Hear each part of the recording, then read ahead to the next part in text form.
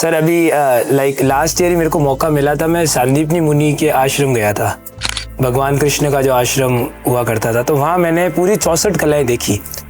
उसके बाद वापस जब मैं इस यूनिवर्सिटी में आया, thank you so much for hospitality sir, आपका इतना स्वागत देख के हम खुद, हमारी पूरी टीम शॉक रह गई थी। पहले तो हमने ये चीज़ नोटिस करी सर, आपने हर चीज़ वर्ल्ड क्लास यूज़ करी है, चाहे कुछ भी हो। और जो 64 कलाएं हमने सांदीपनी मुनि के आश्रम में देखी, उनका हमने म्यूजियम देखा यहाँ पर ऊपर आके।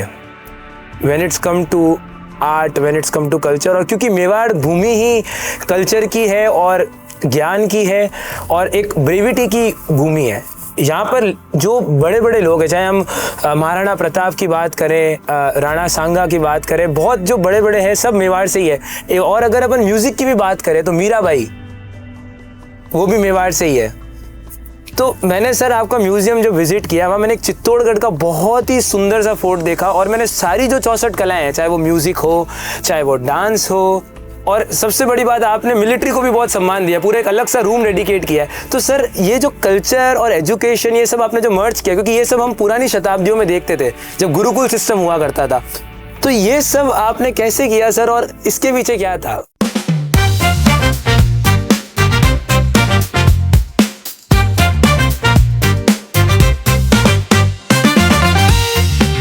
इसके पीछे बड़ा सिंपल है। देखिए, इसमें हमने 7 म्यूजियम बनाए हैं। बिल्कुल सर।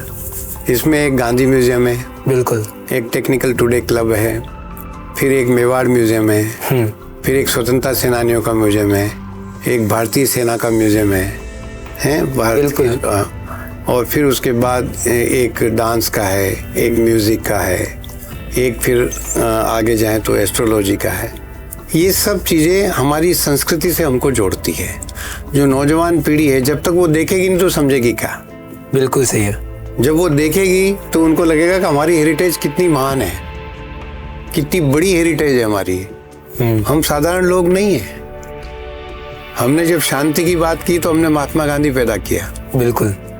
जब हमने युद्ध की बात की तो हमने महाराणा प्रताप, शिवाजी और गुरु गोविंद सिंह जी पैदा किए। बिल्कुल, ठीक है ना। हमने जब कला की बात की तो हमने तानसेन पैदा किए। तानसेन के बारे में आप जानते हो? बिल्कुल। जब तानसेन बजाते थे तो दिए अपने आप जल जाते थे। अगर वो राग भैरवी गाते थे और वो राग सावन गाते थे तो बारिश अपने आप आने लगती। तो ऐसे भी हमने वीर, ऐसे भी हमने कलाकार पैदा किए। ऐसे हमारे महापुरुष हुए जिन्होंने इस देश को आज़ादी दिलाई। फिर आज़ादी के बाद जिन लोगों ने हमारे देश की सुरक्षा करी, सीमाओं पे जिन्होंने सुरक्षा करी, उनका भी हमने एक म्यूजियम बनाया। तो ये सब हमारी नौजवान पीढ़ी को सिर्फ पढ़ने में नहीं, देखने में भी आना चाहिए। इसके लिए हमने ये सब म्यूजियम बनाए, और ये हमारी संस्कृति से, हमारी सभ्यता से, हमारी हेरिटेज से ये हमारे नौजवान पीढ़ी को जोड़ता है। साथ के साथ हमने टेक्निकल टुडे क्लब भी बनाया। जो टेक्निकल टुडे क्लब है वो आज की साइंस और टेक्नोलॉजी के साथ जोड़ता है। वो बच्चों को आज की ज़माने की जो साइंस और टेक्नोलॉजी है उससे जोड़ता है। वो सब प्रोजेक्ट जो उस पर बने हुए वो बच्चों ने बनाए हैं। तो जो बच्चा बनाता है वो तो सीखता ही है, लेकिन जो दूसरे बच्चे देखते हैं वो फिर उससे प्रभावित होकर वो भी बनाते हैं। तो इसके लिए हमने ये सब किया। बिल्कुल सर, काफी इनोवेटिव। अभी हमने, आपने देखा होगा तो लास्ट में जाके हमने एक श्रीनाथ जी की एक तस्वीर बनी। बिल्कुल सर, मैंने वो देखी थी। वो पेंटिंग बन रही है जो वो Guinness book of world record में जाएगी। ओके। हाँ, वो इतनी बड़ी पेंटिंग बन रही है कि ऐसी विश्व में कहीं नहीं बनी है। उसमें 1.25 लाख तो गायें बन रही है श्रीनाथ जी के इर्द गिर्द, और वो बहुत बड़ी पेंटिंग बन रही है जो Guinness book of world record में जाएगी। उसी तरीके से हमारा योगा का सेंटर है, उसी तरीके से हमारा एस्ट्रोलॉजी का सेंटर है। तो हम अपनी पूरा, और डांस का हमारा पूरा सेंटर है, हमारा मूर्ति कला का सेंटर है, हमारी आर्ट गैलरी है।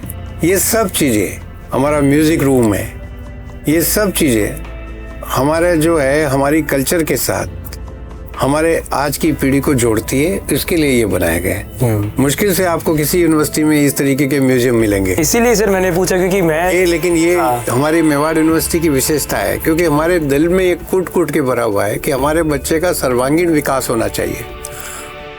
वह सिर्फ और सिर्फ अपनी शिक्षा में ही प्रवीण ना हो। शिक्षा में तो प्रवीण होना आवश्यक है ही उसको, पर इसके साथ साथ उसमें हमारी संस्कृति, हमारी सभ्यता और हमारे महापुरुषों के प्रति आदर का भाव हो। जब इनके प्रति आदर का भाव होगा तो देश के प्रति स्वाभिमान पैदा होगा। बिल्कुल। और जब स्वतंत्रता सेनानियों का वो देखेगा कि भाई ये लोग देश के लिए शहीद हो गए, तो समाज के प्रति उसमें एक समर्पण का भाव पैदा होगा, बिल्कुल, संवेदनशीलता का भाव पैदा होगा। इसलिए बहुत चीजें आप लेक्चर से नहीं कर सकते। बिल्कुल सही है, लर्निंग बाय डूइंग। बिल्कुल। तो जो आदमी खुद देखता है तो फिर उसके मन में आते हैं। इसके लिए हमने ये बनाया।